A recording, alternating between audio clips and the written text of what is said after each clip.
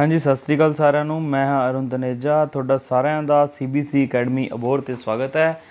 ਅੱਜ ਆਪਾਂ ਕੰਟੀਨਿਊ ਕਰਾਂਗੇ most important GS question for PCS 2020 part 7। Part 6 ਆਪਾਂ ਆਲਰੇਡੀ ਪੂਰੇ ਕਰਵਾ ਚੁੱਕੇ ਹਾਂ। ਉਹਨਾਂ ਦੇ ਜਿਹੜੇ ਲਿੰਕ ਹੈ ਡਿਸਕ੍ਰਿਪਸ਼ਨ ਬਾਕਸ ਦੇ ਵਿੱਚ ਦਿੱਤੇ ਹੋਏ ਹੈ, ਜਾਂ ਤੁਸੀਂ ਸਾਡੇ ਚੈਨਲ ਤੇ ਜਾ ਕੇ ਵੇਖ ਸਕਦੇ ਹੋ। ਬਹੁਤ ਹੀ ਇੰਪੋਰਟੈਂਟ ਪਾਰਟ ਕਰਵਾਏ ਹੈ। ਜਿੰਨੇ ਵੀ ਕੁਐਸਚਨ ਹੈ ਉਹਨਾਂ ਦੀ ਡਿਟੇਲ ਐਕਸਪਲੇਨੇਸ਼ਨ ਘੱਟ ਤੋਂ ਘੱਟ ਤੁਹਾਨੂੰ 100 ਕਨਸੈਪਟ ਦੇ ਅਰਾਊਂਡ ਆਪਾਂ ਪਾਰਟ 6 ਦੇ ਵਿੱਚ ਕਰਵਾ ਚੁੱਕੇ ਹਾਂ। ਸਾਰੇ ਪਾਰਟ ਜਾ ਕੇ ਵੇਖੋ। तो ਆਪਾਂ ਅੱਜ ਦਾ ਟੌਪਿਕ ਸਟਾਰਟ ਕਰਦੇ ਹਾਂ। The concept of the public interest litigation originated in. ਜਿਹੜਾ ਕੰਸੈਪਟ ਹੈ ਪਬਲਿਕ ਇੰਟਰਸਟ ਲਿਟੀਗੇਸ਼ਨ ਦਾ ਕਿਹੜੇ ਦੇਸ਼ 'ਚੋਂ ਬੋਰੋ ਕੀਤਾ ਗਿਆ। ਜਿਵੇਂ ਤੁਹਾਨੂੰ ਪਤਾ ਹੈ ਜਿਹੜਾ ਆਪਣਾ ਕੌਂਸਟੀਟਿਊਸ਼ਨ ਹੈ ਕਿਸੇ ਨਾ ਕਿਸੇ ਦੇਸ਼ ਤੋਂ ਹੀ ਬੋਰੋ ਕੀਤਾ ਗਿਆ। ਕੁਝ ਪ੍ਰੋਵੀਜ਼ਨਸ ਅਮਰੀਕਾ ਤੋਂ ਬੋਰੋ ਕੀਤੀਆਂ, ਕੋਈ UK ਤੋਂ, ਕੁਝ ਕੈਨੇਡਾ ਤੋਂ ਅਤੇ ਕੁਝ ਹੋਰ ਥਾਵਾਂ ਤੋਂ। ਸੋ ਇਸੇ ਤਰ੍ਹਾਂ ਜਿਹੜਾ ਪਬਲਿਕ ਇੰਟਰਸਟ ਲਿਟੀਗੇਸ਼ਨ ਦਾ ਕੰਸੈਪਟ ਹੈ ਉਹ ਕਿੱਥੋਂ ਬੋਰੋ ਕੀਤਾ ਗਿਆ। ਤਾਂ ਆਪਾਂ ਨੂੰ 4 ਆਪਸ਼ਨਸ ਦਿੱਤੇ ਹੋਏ ਹੈ। पहला ऑप्शन है यूनाइटेड किंगडम, सैकेंड ऑप्शन है आस्ट्रेलिया, थर्ड ऑप्शन है यूनाइटेड स्टेट्स, जोड़ा डी ऑप्शन है कनेडा। सो जो अपना आंसर रहूगा वो रहूगा यूनाइटेड स्टेट्स ऑफ अमेरिका तो बोरो किया गया जो पब्लिक इंटरस्ट लिटिगेशन का कॉन्सैप्ट है।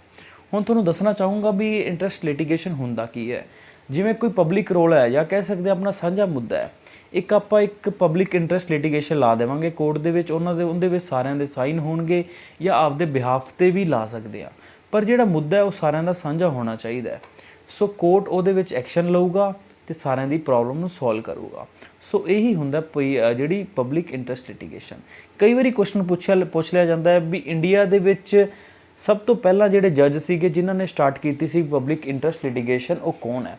ਸੋ ਆਪਾਂ ਨੀਚੇ ਦਿੱਤੇ ਹੋਏ ਆ justice VR Krishna Iyer and ਦਾ justice PN Bhagwati were the pioneer of the concept public interest litigation। ਬਾਕੀ ਜਿਹੜਾ ਕੰਸੈਪਟ ਹੈ ਪ੍ਰੋਪਰ ਐਕਸਪਲੇਨੇਸ਼ਨ ਦੇ ਵਿੱਚ ਦਿੱਤਾ ਹੋਇਆ, ਤੁਸੀਂ ਸਕਰੀਨਸ਼ਾਟ ਲੈ ਸਕਦੇ ਹੋ ਇਹਦਾ ਅਤੇ ਆਰਾਮ ਨਾਲ ਪੜ੍ਹ ਵੀ ਸਕਦੇ ਹੋ ਅਤੇ ਪੈਨ ਕਾਪੀ 'ਤੇ ਵੀ ਲਿਖ ਸਕਦੇ ਹੋ। ਪਰ ਜਿਹੜਾ ਸਭ ਤੋਂ ਇੰਪੋਰਟੈਂਟ ਹੈ ਵੀ ਓਰੀਜੀਨੇਟ ਕਿੱਥੋਂ ਹੋਇਆ, ਇਹ ਓਰੀਜੀਨੇਟ ਹੋਇਆ ਯੂਨਾਈਟਿਡ ਸਟੇਟਸ ਆਫ ਅਮਰੀਕਾ ਤੋਂ। ਕਿਹੜੇ ਕਿਹੜੇ ਜੱਜ ਇੰਡੀਆ ਦੇ ਨਾਲ ਰਿਲੇਟਿਡ ਹੈ ਤਾਂ ਉਹ ਆ ਜਾਊਗਾ VR ਕ੍ਰਿਸ਼ਨਾ ਅਈਅਰ ਅਤੇ ਜਸਟਿਸ PN ਭਗਵਤੀ। ਇਹ UPSC ਦੇ ਵਿੱਚ ਪੁੱਛਿਆ ਹੋਇਆ ਕੁਐਸਚਨ ਹੈ ਵੀ ਕਿੱਥੋਂ ਓਰੀਜੀਨੇਟ ਹੋਈ ਅਤੇ ਕਿਹੜੇ ਜੱਜ ਇਹਦੇ ਨਾਲ ਰਿਲੇਟਿਡ ਹੈ। ਤਾਂ ਆਪਣਾ ਆਂਸਰ ਆ ਜਾਊਗਾ ਕ੍ਰਿਸ਼ਨਾ ਅਈਅਰ ਅਤੇ PN ਭਗਵਤੀ। ਵਾਰ-ਵਾਰ ਰਿਪੀਟ ਕਰੋ ਅਤੇ ਵਾਰ-ਵਾਰ ਪੜ੍ਹੋ ਚੀਜ਼ਾਂ ਨੂੰ, ਤਾਂ ਹੀ ਤੁਹਾਡੀ ਜਿਹੜੀ ਅੰਡਰਸਟੈਂਡਿੰਗ ਹੈ ਕੰਸੈਪਟ ਦੀ ਜ਼ਿਆਦਾ ਬਣੂਗੀ। ਸੋ ਆਪਾਂ ਅੱਗੇ ਪੜ੍ਹਦੇ ਹਾਂ। ਹਾਂਜੀ, ਜਿਵੇਂ ਸਾਨੂੰ ਪਤਾ ਹੈ ਕਿ ਇਨਵਾਇਰਮੈਂਟ ਦਾ ਪੋਰਸ਼ਨ ਹੈ PCS 2018 ਦੇ ਵਿੱਚ ਬਹੁਤ ਹੀ ਹੈਵੀ ਰਿਹਾ ਸੀਗਾ। ਸੋ ਆਪਾਂ ਜੋਗ੍ਰਾਫੀ ਅਤੇ ਇਨਵਾਇਰਮੈਂਟ ਦੇ ਉੱਪਰ ਓਨਾ ਹੀ ਇਕੁਅਲ ਐਮਫਸਿਸ ਕਰ ਰਹੇ ਹਾਂ ਜਿੰਨਾ ਆਪਾਂ ਬਾਕੀ ਸਬਜੈਕਟਸ ਦੇ ਉੱਤੇ ਕਰਨਾ ਚਾਹੀਦਾ, ਜਾਂ ਕਹਿ ਸਕਦੇ ਜਿੰਨਾ ਆਪਾਂ ਜਨਰਲ ਸਾਇੰਸ 'ਤੇ ਕਰਦੇ ਹਾਂ ਉਨਾ ਹੀ ਇਸ ਵਾਰੀ ਇਨਵਾਇਰਮੈਂਟ 'ਤੇ ਵੀ ਫੋਕਸ ਕੀਤਾ ਜਾ ਰਿਹਾ। ਸੋ ਆਪਣਾ ਕੁਐਸਚਨ ਹੈ ਇਨਵਾਇਰਮੈਂਟ ਤੋਂ, bio carbon fund initiative for the sustainable forest landscape is managed by ਦਾ। ਜਿਹੜਾ ਆਪਣਾ ਬਾਇਓ ਕਾਰਬਨ ਫੰਡ ਹੈ ਜਿਹੜਾ ਮੈਨੇਜ ਕਰਦਾ ਹੈ ਫੋਰੈਸਟ ਨੂੰ, ਜਾਂ ਕਹਿ ਸਕਦੇ ਹਾਂ ਸਸਟੇਨੇਬਲ ਫੋਰੈਸਟ ਨੂੰ ਮੈਨੇਜਮੈਂਟ ਨੂੰ, ਉਹ ਕਿਹੜਾ ਆਰਗੇਨਾਈਜੇਸ਼ਨ ਹੈ ਜਿਹੜਾ ਇਹਨੂੰ ਮੈਨੇਜ ਕਰਦਾ ਹੈ। ਸੋ ਬਹੁਤ ਇੰਪੋਰਟੈਂਟ ਹੈ, UPSC ਦਾ ਪੁੱਛਿਆ ਹੋਇਆ ਕੁਐਸਚਨ ਹੈ। ਤਾਂ ਆਪਣਾ ਆਂਸਰ ਹੋ ਜਾਊਗਾ world bank bio carbon fund ਨੂੰ ਮੈਨੇਜ ਕਰਦਾ ਹੈ। ਇਹ ਜਿਹੜੇ UPSC ਦੇ ਪੁੱਛੇ ਹੋਏ ਕੁਐਸਚਨ ਹੈ ਜਾਂ ਕਿਸੇ ਹੋਰ PCS ਦੇ ਪੁੱਛੇ ਹੋਏ ਕੁਐਸਚਨ ਹੈ ਬਹੁਤ ਹੀ ਇੰਪੋਰਟੈਂਟ ਰਹਿੰਦੇ ਆ ਜਿਹੜਾ ਆਪਣਾ ਆਉਣ ਵਾਲਾ PCS 2020 ਹੈ। ਸੋ ਜਿੰਨੇ ਵੀ ਤੁਹਾਨੂੰ ਸੋਰਸ ਮਿਲਦੇ ਆ ਉਹਨਾਂ ਦੇ ਪ੍ਰੀਵੀਅਸ ਈਅਰ ਦੇ ਤੁਸੀਂ ਪੜ੍ਹੋ, ਉਹੀ ਤੁਹਾਡੇ ਲਈ ਬਹੁਤ ਹੀ ਰੈਲੇਵੈਂਟ ਹੈ ਕਿਉਂਕਿ PCS ਤੋਂ ਇੱਕ PCS ਦੂਜੇ PCS ਤੋਂ ਬੋਰੋ ਕਰਦਾ ਰਹਿੰਦਾ ਹੈ। ਸੋ ਜਿਹੜਾ ਬਾਇਓ ਕਾਰਬਨ ਫੰਡ ਹੈ ਕੌਣ ਮੈਨੇਜ ਕਰਦਾ ਹੈ? ਵਰਲਡ ਬੈਂਕ ਮੈਨੇਜ ਕਰਦਾ ਹੈ।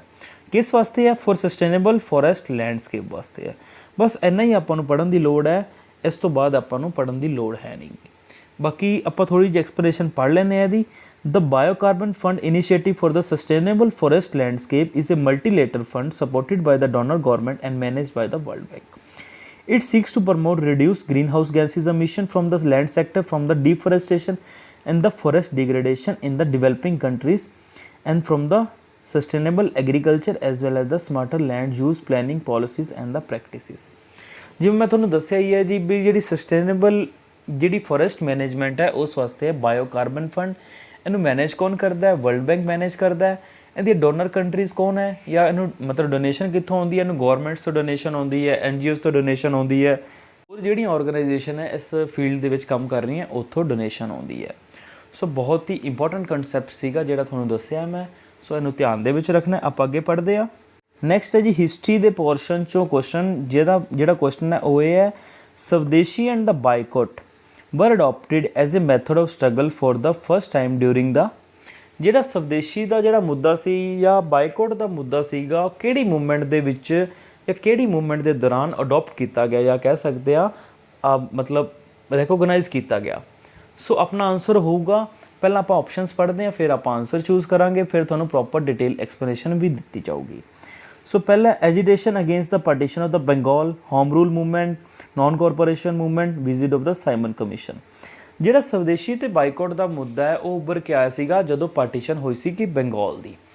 ਜਦੋਂ ਪਾਰਟੀਸ਼ਨ ਹੋਈ ਸੀਗੀ ਬੰਗਾਲ ਦੀ ਤਾਂ ਉਦੋਂ ਉੱਭਰ ਕੇ ਆਈ ਸੀਗੀ ਸਵਦੇਸ਼ੀ ਮੂਵਮੈਂਟ। ਸਵਦੇਸ਼ੀ ਮੂਵਮੈਂਟ ਕਦੋਂ ਆਈ ਸੀਗੀ? ਜਦੋਂ ਹੋਈ ਸੀ partition of Bengal the. Partition of Bengal ਕਦੋਂ ਹੋਈ ਸੀਗੀ? 1905 ਦੇ ਵਿੱਚ। ਕਿਹੜੇ ਲੋਰਡ ਨੇ ਪਾਰਟੀਸ਼ਨ ਆਫ ਬੰਗਾਲ ਕੀਤੀ ਸੀਗੀ? ਇਹ ਲੋਰਡ ਸੀਗਾ ਲਾਰਡ ਕਰਜ਼ਨ ਨੇ ਪਾਰਟੀਸ਼ਨ ਆਫ ਬੰਗਾਲ ਕੀਤੀ ਸੀਗੀ। ਇਹ ਸਾਰੀਆਂ ਗੱਲਾਂ ਆਪਾਂ ਧਿਆਨ ਦੇ ਵਿੱਚ ਰੱਖਣੀਆਂ ਵੀ ਕਿਹੜੇ ਲੋਰਡ ਨੇ ਪਾਰਟੀਸ਼ਨ ਆਫ ਬੰਗਾਲ ਕੀਤੀ ਸੀਗੀ। ਇਹ ਕੀਤੀ ਸੀ ਲਾਰਡ ਕਰਜ਼ਨ ਨੇ।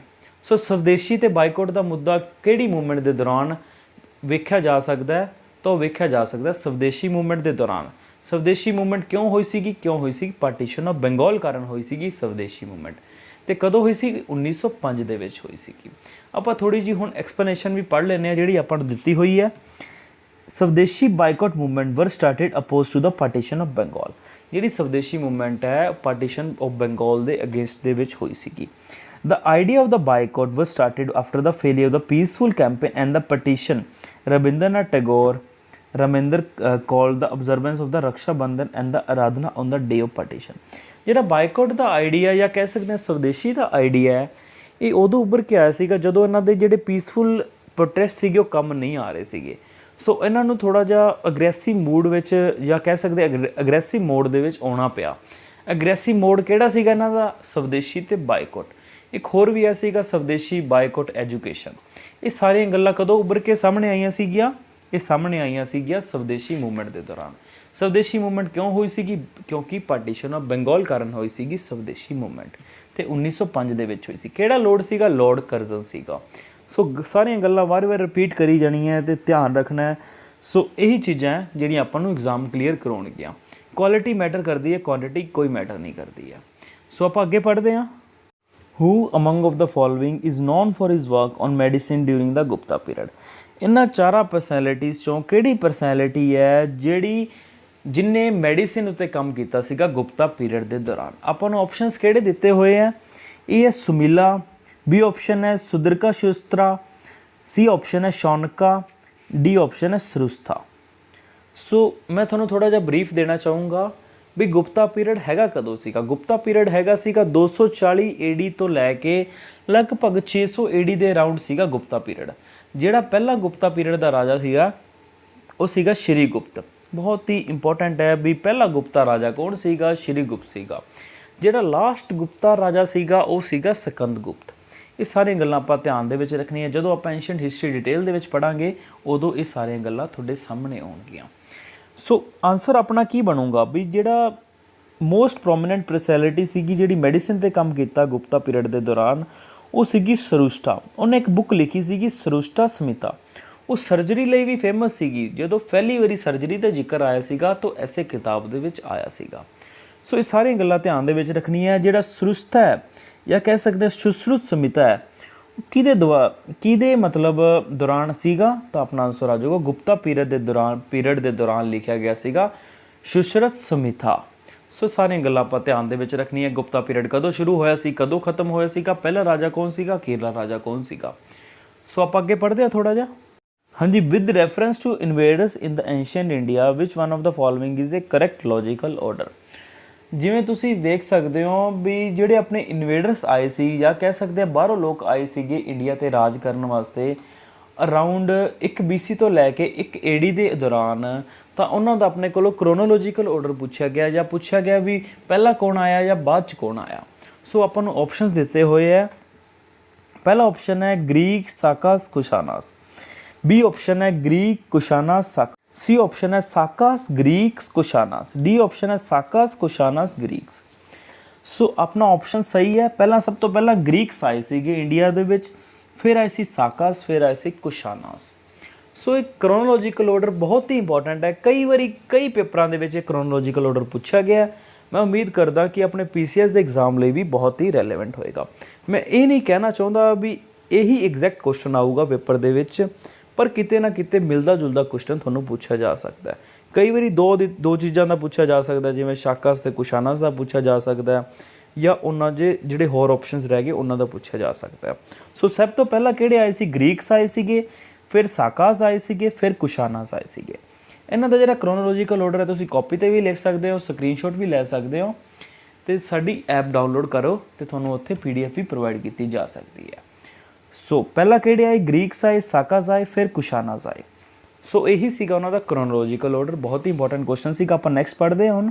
सो who was the last ruler of the Tughlaq dynasty of the Delhi Sultanate. हाँ जी, हुण पूछा गया अपना क्वेश्चन दे विच किहड़ा लास्ट रूलर सीगा तुगलक डायनेस्टी दा। सो ऑप्शनस किहड़े किहड़े दिते हुए, फिरोज शाह तुगलक, गयासुद्दीन तुगलक शाह, नसीर उद दीन मुहम्मद, नुसरत शाह। सो अपन 4 ऑप्शन दिते हुए है। अपना आंसर होगा नसरुद्दीन मुहम्मद। ये सीगे जेडे लास्ट रूलर सीगे तुगलक डायनेस्टी दे। बहुत इंपॉर्टेंट डायनेस्टी सीगी मुहम्मद बिन तुगलक, फिरोज शाह तुगलक। ये 2 मेजर रूलर सीगे तुगलक डायनेस्टी दे। बहुत ज़्यादा इंपॉर्टेंट काम किए से इन्होंने, जो अपने हिस्टरी लिए बहुत ही रेलेवेंट है। जो आप मिडवेल हिस्टरी पढ़ांगे बहुत ही डिटेल वे दे पढ़ांगे इन्हों के जोड़े काम सीगे, जिहड़ी चीज़ां सीगियां, पर हुण लई आपां इन्ना ही पढ़ते हैं।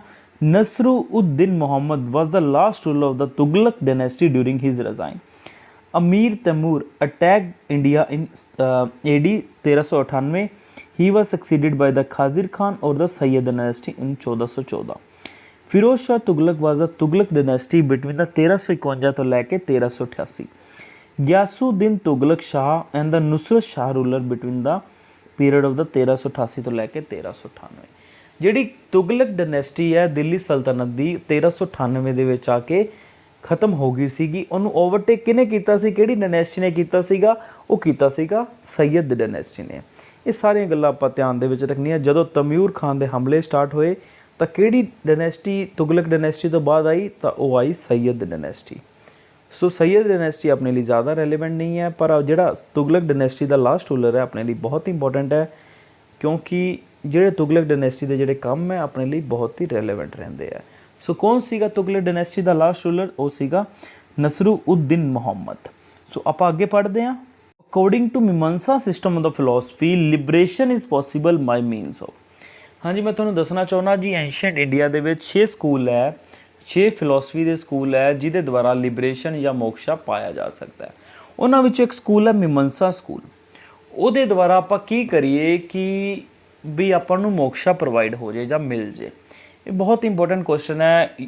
हरियाणा PCS पूछा गया है, UP PCS 2-3 बारी क्वेश्चन आया, बिहार PCS दे विच पूछे गए क्वेश्चन है, UPSC ने तो 2-3 बारी इस क्वेश्चन नूं पूछा ही है। सो आप पढ़ते हैं भी जिहड़ी मीमांसा फिलोसफी सीगी ਉਹਦੇ ਵਿੱਚ ਕੀ ਲਿਖਿਆ ਸੀ ਵੀ ਆਪਾਂ ਕੀ ਕਰੀਏ ਤੇ ਆਪਾਂ ਨੂੰ ਲਿਬਰੇਸ਼ਨ ਜਾਂ ਮੋਕਸ਼ਾ ਮਿਲ ਜੇ। ਉਹਦੇ ਵਿੱਚ ਲਿਖਿਆ ਸੀ ਵੀ ਅਸੀਂ ਕਰਮਾ ਕਰਨ ਦੇ ਨਾਲ ਹੀ ਆਪਾਂ ਲਿਬਰੇਸ਼ਨ ਪਾ ਸਕਦੇ ਹਾਂ। ਹੁਣ ਜਿਹੜਾ ਉਹਦਾ ਔਥਰ ਸੀਗਾ ਇਸ ਫਿਲੋਸਫੀ ਦਾ, ਉਹ ਆਪਣੇ ਲਈ ਜਾਣਨਾ ਬਹੁਤ ਹੀ ਜ਼ਿਆਦਾ ਜ਼ਰੂਰੀ ਹੈ। ਜਿਵੇਂ ਲਾਸਟ ਲਾਈਨ ਪੜ੍ਹੋਗੇ, this school of the philosophy was founded by the Jaimini. ਜਿਹੜਾ ਇਹ ਵਾਲਾ ਸਕੂਲ ਸੀਗਾ ਫਿਲੋਸਫੀ ਦਾ, ਕਿਹਨੇ ਫਾਊਂਡ ਕੀਤਾ ਸੀਗਾ, ਤਾਂ ਉਹ ਸੀਗਾ ਜਾਮਿਨੀ। ਸੋ ਆਪਾਂ ਅੱਗੇ ਪੂਰੀ ਥੋੜ੍ਹੀ ਜਿਹੀ ਆਪਾਂ ਪੜ੍ਹ ਲੈਂਦੇ ਹਾਂ ਇਹਦੀ। Mimamsa is one of the 6 orthodox school of the Hinduism. It stress on the karma kanda for the liberation. Along with that, pursuit of the Vedic knowledge is also important to perform the karma holistically. जी मैं तुहानूं दस्सिया भी कर्मा करन दे नाल ही या वैदिक knowledge दे नाल ही जिहड़ा liberation या मोक्षा पाया जा सकता है। इस फिलोसफी का फाउंडर कौन सीगा? जामिनी। मीमांसा फिलोसफी का फाउंडर कौन सीगा? जामिनी। सो चीज़ां आपां ध्यान दे विच रखनी। जिहड़ी योगा फिलोसफी सीगी भी योगा दे नाल भी आपां नूं लिबरेशन पाया जा सकदा, वो किहने दित्ती सीगी? वो दित्ती सी पतंजलि ने। सो सारी गल्लां आपां ध्यान दे विच रखनी है। आपां नैक्सट क्वेश्चन पढ़ते हैं। So which one of the following constitution amendment state that total number of the minister including the prime minister in the council of minister shall not exceed 15% of the total number of the member of the house of the people. हुण एक question कहना की चाहुंदा आपां नूं, आपां थोड़ा समझदे आ भी किहड़ी कॉन्स्टिट्यूशन अमेंडमेंट है जिहदे द्वारा भी जिहड़ी अपनी कैबीनेट है या कह सकते काउंसिल ऑफ मिनिस्टर है, उहदी जिहड़ी स्ट्रेंथ है वो टोटल मैंबर की 15% ही स्ट्रेंथ रहे, जिहदे विच इनकलूड हो जाणगे प्राइम मिनिस्टर या होर काउंसिल ऑफ मिनिस्टर। फिर आपां तुहानूं क्वेश्चन समझा दिंदे आ भी ਕਿਹੜੀ ਅਮੈਂਡਮੈਂਟ ਦੇ ਦੌਰਾਨ ਇਹ ਕਿਹਾ ਗਿਆ ਸੀਗਾ ਬਈ ਜਿਹੜੀ ਆਪਣੀ ਕਾਉਂਸਲ ਆਫ ਮਿਨਿਸਟਰ ਹੈ ਸੈਂਟਰ ਦੇ ਵਿੱਚ ਜਾਂ ਸਟੇਟਸ ਦੇ ਵਿੱਚ, ਉਹਦੀ ਜਿਹੜੀ ਸਟਰੈਂਥ ਹੈ ਟੋਟਲ ਮੈਂਬਰ ਦੀ 15% ਹੀ ਸਟਰੈਂਥ ਰਵੇ। ਸੋ ਇਹ ਸੀਗੀ 91st ਕੌਂਸਟੀਟਿਊਸ਼ਨ ਅਮੈਂਡਮੈਂਟ ਦੇ ਦੌਰਾਨ ਕਿਹਾ ਗਿਆ ਸੀਗਾ ਵੀ ਜਿਹੜੀ ਟੋਟਲ ਮੈਂਬਰ ਦੀ ਜਾਂ ਕਾਉਂਸਲ ਆਫ ਮਿਨਿਸਟਰ ਦੀ ਜਿਹੜੀ ਸਟਰੈਂਥ ਹੈ ਉਹ 15% ਹੀ ਹੋਊਗੀ total number of member C, total number of member of ਲੋਕ ਸਭਾ ਦੀ। ਜਿਹੜੀ council of minister the strength ਹੈ ਟੋਟਲ ਮੈਂਬਰ ਆਫ ਲੋਕ ਸਭਾ ਦੀ 15% ਹੀ ਹੋਊਗੀ।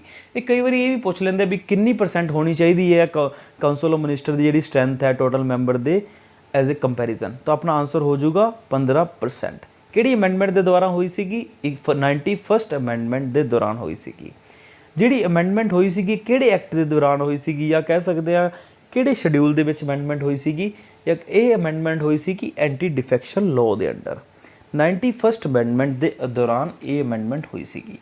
ਸੋ ਆਪਾਂ ਪੜ੍ਹ ਵੀ ਲੈਂਦੇ ਹਾਂ ਥੋੜ੍ਹਾ ਜਿਹਾ। 91st Constitution Amendment states that total number of the minister including the prime minister in the council of ministers shall not exceed 15% of the total number of member of the house. It added in the articles 75(1)(2003) after the 91st amendment. ਕਦੋਂ ਹੋਈ ਸੀ 91st amendment? 2003 ਦੇ ਵਿੱਚ ਹੋਈ ਸੀਗੀ। ਕਿਹੜੇ article ਦੇ ਵਿੱਚ amend ਕੀਤਾ ਗਿਆ ਸੀਗਾ ਜਾਂ ਕਹਿ ਸਕਦੇ ਸ਼ੋਧ ਕੀਤਾ ਗਿਆ ਸੀਗਾ? ਇਹ ਕੀਤਾ ਗਿਆ ਸੀਗਾ 75th ਆਰਟੀਕਲ ਦੇ ਵਿੱਚ ਇਹ ਅਮੈਂਡਮੈਂਟ ਹੋਈ ਸੀਗੀ। ਕਿਹੜੇ ਆਰਟੀਕਲ ਦੇ ਵਿੱਚ ਅਮੈਂਡਮੈਂਟ ਹੋਈ ਸੀਗੀ? 75 ਆਰਟੀਕਲ ਦੇ ਅੰਦਰ ਅਮੈਂਡਮੈਂਟ ਹੋਈ ਸੀਗੀ। ਕਦੋਂ ਹੋਈ ਸੀ ਅਮੈਂਡਮੈਂਟ? 2003 ਦੇ ਵਿੱਚ ਅਮੈਂਡਮੈਂਟ ਹੋਈ ਸੀਗੀ 91st ਕੌਂਸਟੀਟਿਊਸ਼ਨ ਅਮੈਂਡਮੈਂਟ। ਸੋ ਇਹ ਸੀਗਾ ਅੱਜ ਦਾ ਲੈਕਚਰ। ਜਿਹੜੇ ਆਪਾਂ ਅੱਗੇ ਦੇ ਕੁਐਸਚਨ ਹੈ ਉਹ ਆਪਾਂ ਕੱਲ੍ਹ ਕੰਟੀਨਿਊ ਕਰਾਂਗੇ। ਲਗਭਗ ਤੁਹਾਨੂੰ ਕਿਹਾ ਜੀ 1000 ਕੁਐਸਚਨ ਆਪਾਂ ਕਰਾਉਣੇ ਹੈ ਅਤੇ ਲਗਭਗ ਤੁਹਾਨੂੰ 5 ਤੋਂ ਲੈ ਕੇ 6000 ਕਨਸੈਪਟ ਕਵਰ ਕੀਤਾ ਜਾਊਗਾ। ਸੋ ਹੋਪਫੁਲੀ ਤੁਹਾਨੂੰ ਪੜ੍ਹਾਉਣ ਦਾ ਜਿਹੜਾ ਮੇਰਾ ਤਰੀਕਾ ਹੈ ਜਾਂ CBSE ਅਕੈਡਮੀ ਦਾ ਤਰੀਕਾ ਤੁਹਾਨੂੰ ਬਹੁਤ ਹੀ ਵਧੀਆ ਲੱਗ ਰਿਹਾ ਹੋਊਗਾ। ਜੇ ਫਿਰ ਵੀ ਕੁਝ ਕਮੀ ਲੱਗ ਰਹੀ ਹੈ ਤਾਂ ਉਹ ਜ਼ਰੂਰ ਦੱਸੋ, ਜਾਂ ਕੁਝ ਵਧੀਆ ਲੱਗ ਰਿਹਾ ਉਹ ਵੀ ਦੱਸੋ। ਆਪਣੇ ਰਿਵਿਊਜ਼ ਜ਼ਰੂਰ ਦਿਓ, ਆਪਣੀ ਫੀਡਬੈਕ ਜ਼ਰੂਰ ਦਿਓ। So thank you very much for watching this lecture. ਜਿਹੜਾ ਅਗਲਾ ਪਾਰਟ ਹੈ ਆਪਾਂ ਕੱਲ੍ਹ ਕੰਟੀਨਿਊ ਕਰਾਂਗੇ। Thank you so much.